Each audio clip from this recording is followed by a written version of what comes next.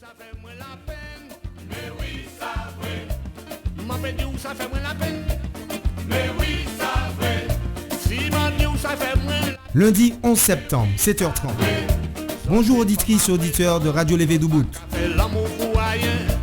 Si m'a dit Magnifique morceau de Max Sensé que vous venez d'entendre. si m'a dit ou m'a béni. Retrouvons tout de suite NJ, notre envoyé spécial. Bonjour, en ce moment même a lieu un grand rassemblement sur le thème révolutionnaire de la création d'un homme nouveau.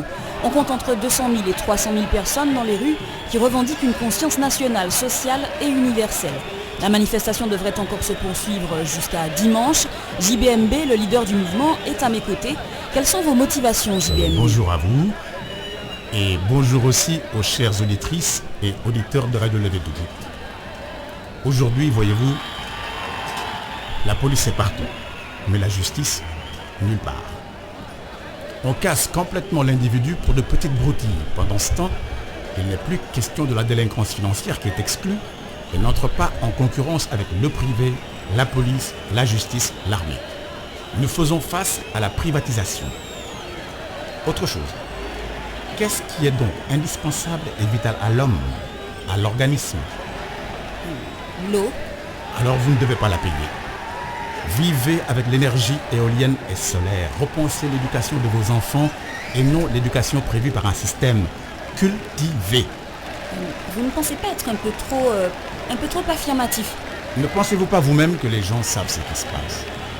Nous vivons une époque obscure, nous faisons partie d'une toute petite et frémissante contre-offensive.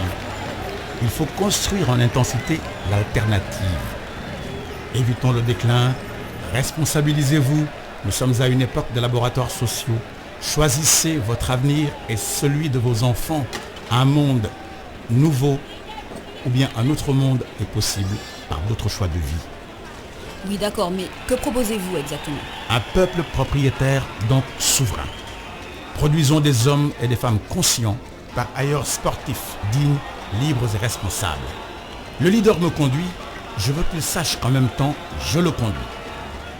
Qu'il arrête avec cette idée très occidentale, très bourgeoise, donc très méprisante, que les masses sont incapables de se diriger.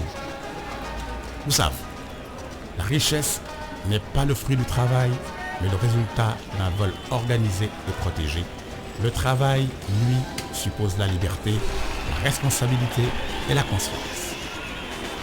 Très bien, mais pensez-vous que vos suggestions seront appliquées, voire écoutées? Le combat collectif ouvre l'avenir. L'horizon invite à l'action de se mettre debout, de collaborer, de se salir les mains, de s'engager corps et âme dans le combat national, de porter la lumière en soi. Vous me paraissez tout de même très optimiste. Le reste n'est que littérature et mystification. Il faut boycotter leur langage technique peu concret.